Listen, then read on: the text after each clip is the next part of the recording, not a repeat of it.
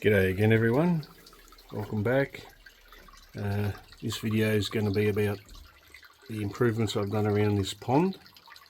It's the most humid area in my garden. Today it's 30 degrees Celsius, but in this particular area, I think due to the evaporation from the pond, it gets very humid. But just before I show you around this new improved area, I'll just give you a very quick 2-minute overview of what's happening in the garden. Okay, so I will be doing a full tour in a week or two, probably 2 weeks, but just a very quick rundown. The dragon fruit's going crazy. This one's going to open tonight as well. This is Trisha, red variety. Got a couple of Pink Panther, about 10 Trish Red, and quite a few standard Vietnamese whites, some Aussie gold, but standout year for the dragon fruit. I've been waiting for this to happen. Everything else is looking good. The Ben-Hur pomegranate, very big jabbo over there shedding its bark. Got nice size rose apple moving along. Got just edible stuff everywhere. I've never seen so much fruit set on any tree as I have on this cherry guava, red cherry guava. It's actually, without exaggeration, it would have thousands of fruit on it, and they all look like they're going to hold. So yeah, like I said, just a quick rundown. Gyro persimmon, wonderful pomegranate, and just various veggies. Here's the ricotta chili. It's loaded against the fence there, and here's an experiment that paid off. Got plenty of large passion fruit.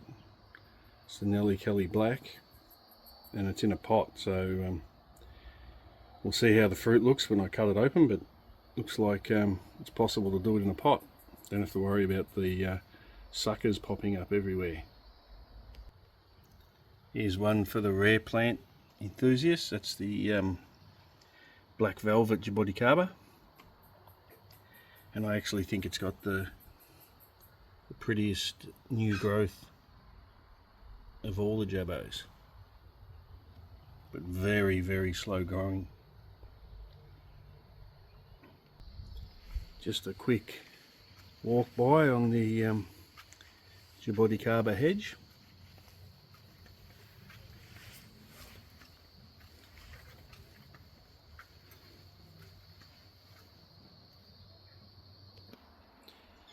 The now huge North American pawpaws, Pennsylvania Gold and Louis Glowinski, with quite a bit of fruit. I think about 10 held on. So that's one of the Pennsylvania Gold, and in there's a much different shaped Louis Glowinski. Approximately 4 meters tall now. 3.5 to 4.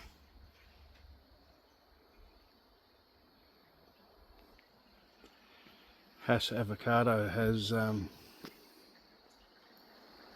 hundreds of fruit on it, so much more prolific than the bacon at the moment, but the bacon could surpass it later on.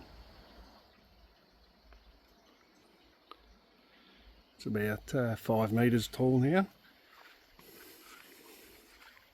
The bacon, which will probably have about 50 fruit on it, about the same height.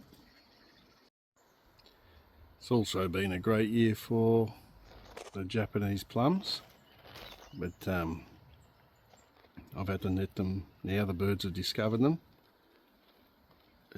not too much effort, just 5 minutes, 5 or 10 minutes, and fully netted.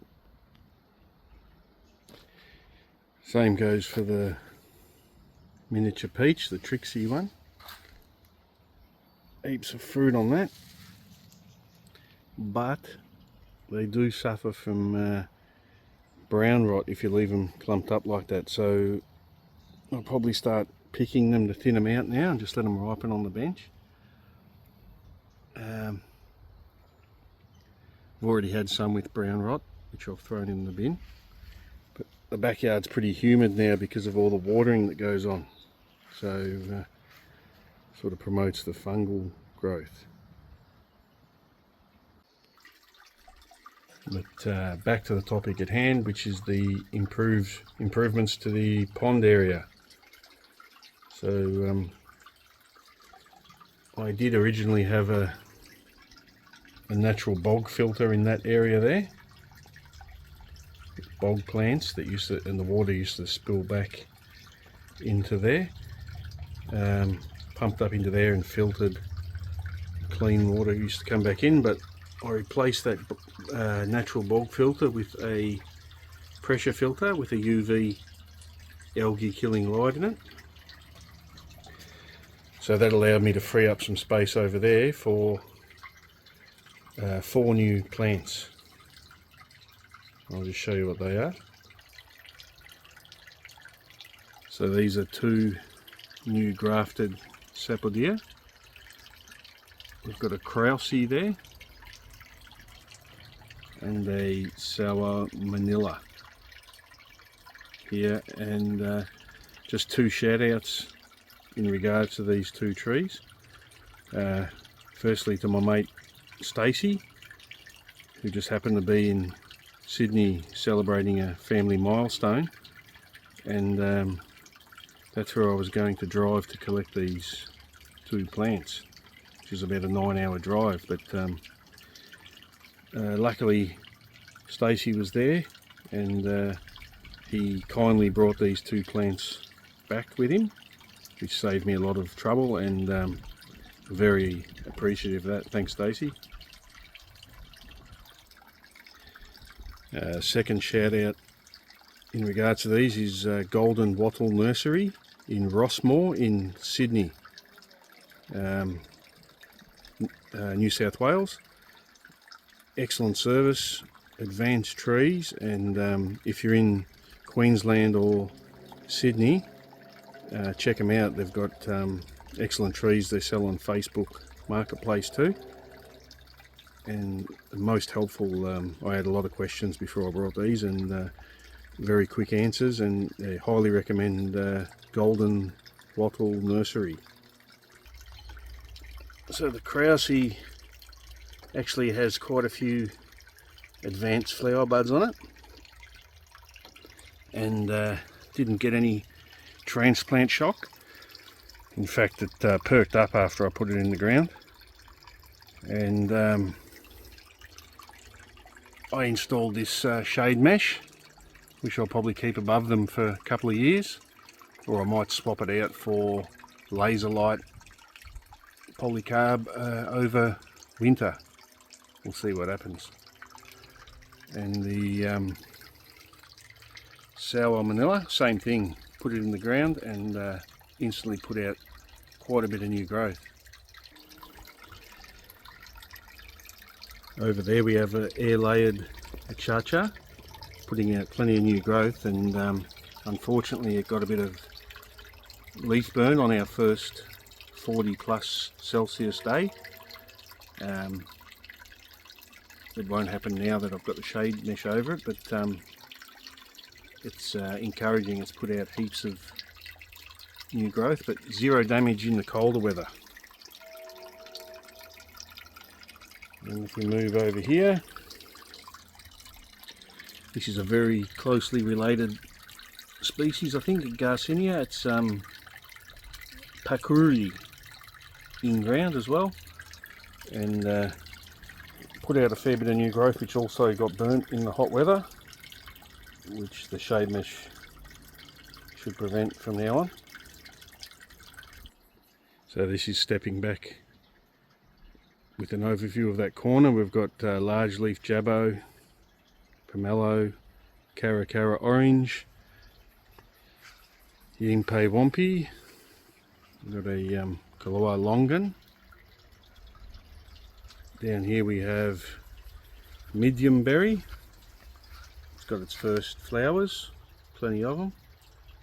Got a nangapire from Neil in Canberra. We've got a cherry of the Rio Grande from Daly's, and another cherry of the Rio Grande from Doug in Brisbane. And in the heat of summer, in the middle of summer, they'll get protected by a long melon which we grow every year up this trellis and across this section here. So right in the centre of summer, they'll be fine. I forgot to mention the little pittangatuba. It's also got a bit of leaf burn, but it should be alright now. It's got a very deep taproot on that, so there's not much happening above ground, but I can tell you that below ground it's got about a 6-inch deep taproot on it. Now from this section of the pond we've got some various herbs for Asian food. That one's used in a Cambodian dish called nomajok, and that's called maom in Khmer, or rice paddy herb in English. They grow really well in the pond. We move across here and we have a seedling Achacha. It was tiny when I brought it, like maybe down to there. It's never had, never been anywhere except this spot in ground at my place, and it's put out about 3 top flushes, and it's putting out another one, so it's probably tripled in height, and not in a greenhouse but has shade mesh above it. And here in ground I have a ice cream bean which has now grown through the shade mesh, as I hoped it would, and it's starting to spread out above the shade mesh. So that trunk hopefully will thicken up so it doesn't blow over, but it's always going to be protected by this square solid structure. So I'll just show you a view of that one from the top.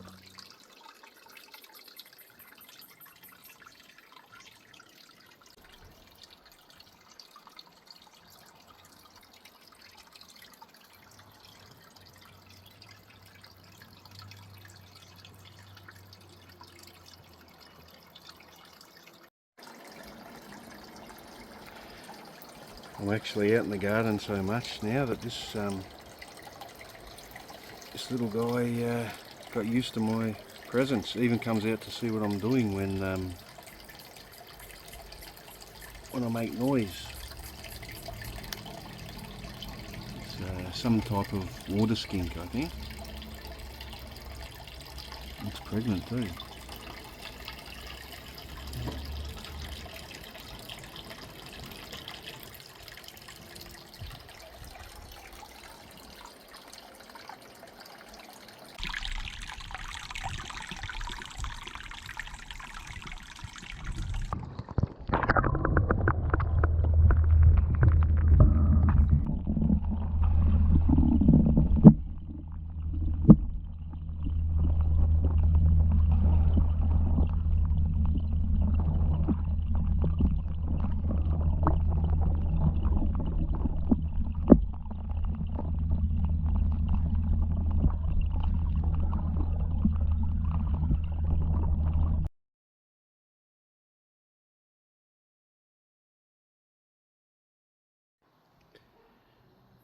Okay, as always, thanks for watching again, and I'll just finish off with a couple of sneak peeks of our moringa, which is a bit easier to grow than I thought it would be. So we've got 4 of them now.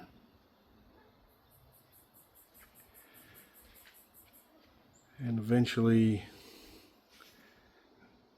I might cut the trunk down there, let it regrow, and then use that branch to make a 5th one.